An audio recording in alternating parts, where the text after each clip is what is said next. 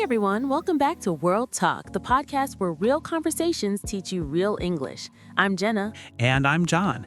And today we are talking about something millions of people do every single day, watching movies and series.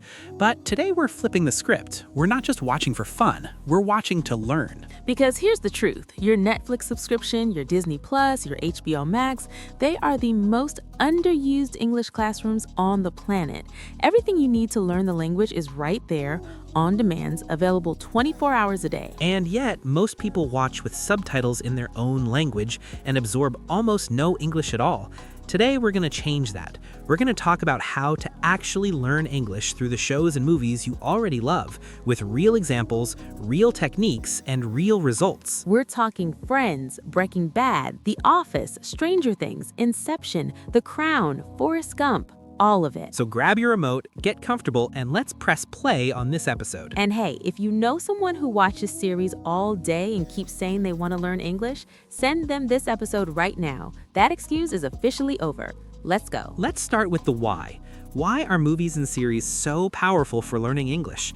Because they give you something no textbook ever can. Real context. Real people in real situations speaking real English. In a classroom, you learn how English is supposed to sound. In a movie or series, you learn how English actually sounds. The contractions, the slang, the hesitations, the humor, the sarcasm, all of it is there in full color with emotional context attached. And because you're emotionally invested in the story, you care about the characters, you want to know what happens next, your brain is fully engaged. And a fully engaged brain learns faster, retains more, and makes stronger connections between words and meaning. There's also something called comprehensible input plus one, a theory by linguist Stephen Krashen.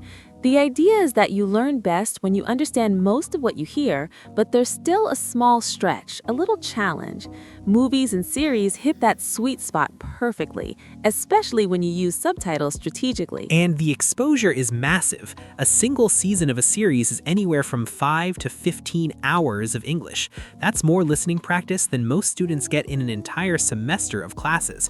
And you're doing it because you want to, not because you have to. Motivation is everything in language learning, and nothing motivates you like wanting to find out what happens to your favorite character. Okay, let's talk about the most important practical tool, subtitles, because most people use them wrong, and using them wrong means you're watching hours of English content and learning almost nothing. Here's the progression that actually works. Stage 1, if you're a beginner, watch with subtitles in your own language first, just to understand the story.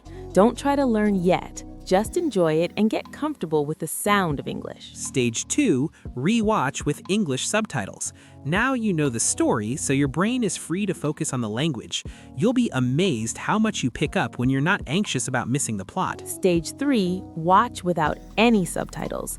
This is the hardest stage, but it's where the real magic happens. Your ears start working harder, you start catching words you never noticed before, you start hearing the rhythm of English rather than just the individual words. And there's a bonus stage, active watching. You pause a scene, repeat a line out loud, shadow the character's delivery. You're not just a passive viewer anymore, you're a language detective, picking apart how people speak. This is incredibly powerful for pronunciation and fluency. And a tip, don't try to understand every single word. Native speakers don't either. Focus on the overall meaning. Pick up keywords, follow the emotion. Language is about communication, not perfection.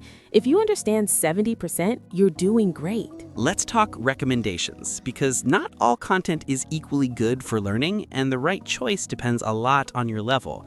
Let's start with beginners. For beginners, Friends is the gold standard. The English is clear, the situations are relatable, the vocabulary is everyday, the characters speak naturally but not too fast, and the humor is universal. It's been teaching people English for 30 years and it still works. Also for beginners, The Office. The humor is dry and subtle, which trains your ear for understatement. Characters speak conversationally, make jokes about everyday situations, and use tons of workplace vocabulary. If you want to learn how to sound natural in English, The Office is a masterclass. For intermediate learners, Stranger Things. The English is richer, the vocabulary more more varied, and you get exposure to American slang from different decades. It's also emotionally engaging, which keeps your brain in learning mode even through intense scenes. Also intermediate, Breaking Bad.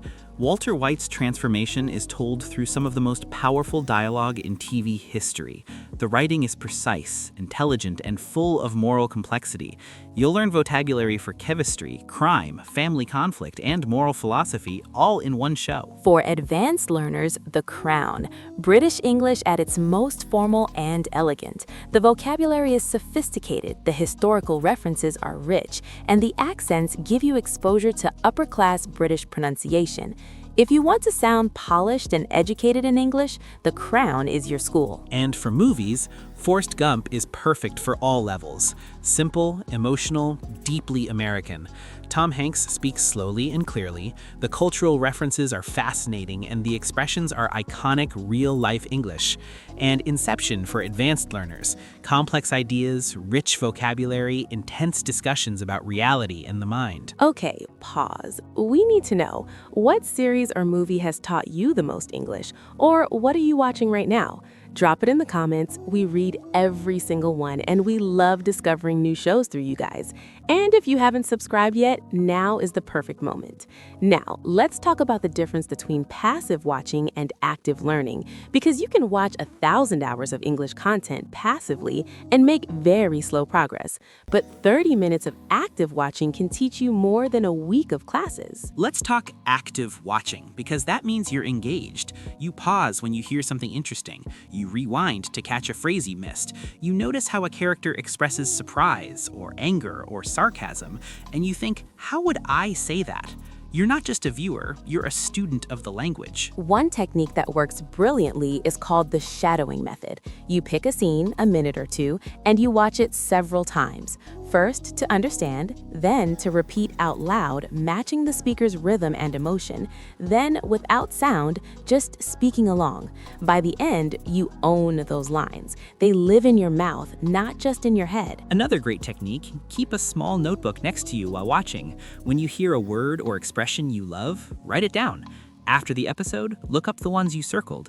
This active engagement makes vocabulary stick in a way that flashcards never do. And pay attention to how emotions are expressed. When a character is angry in English, what do they say? How do they say it? When they're being sarcastic, because English speakers are very sarcastic, how do you know? Context, tone, facial expression, that's a whole layer of communication your language class never taught you. One of the greatest gifts that movies and series give you is exposure to different accents, because English doesn't sound the same everywhere. American, British, Australian, Irish, they're all the same language, but they sound completely different. In The Crown, you get formal British English, precise, clipped, and elegant. In Peaky Blinders, you get Birmingham English, a thick Midland accent. In Dairy Girls, a fantastic Irish comedy, you get Northern Irish accents that are fast, warm, and absolutely hilarious. And American English has its own regional flavors. Southern American English in True Detective, slow, drawling, poetic.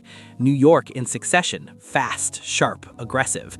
California in The Big Lebowski, relaxed, casual, full of slang. Exposing yourself to different accents makes you a much stronger listener. You stop trying to match a perfect English, because there is no single perfect English. There are beautiful varieties, all valid, all real. And this connects to something important. Don't be afraid of your own accent. Every person who speaks English has an accent. A Brazilian accent in English is not a flaw, it's a signature. What matters is clarity and confidence, not sounding like you're from somewhere you're not. All right, here's the part we love most, turning everything we talked about into real action, starting today. Because every single hour you spend watching something in English from now on can be a learning opportunity. Activity 1. Tonight, switch your subtitles to English. Just one episode. It might feel uncomfortable at first.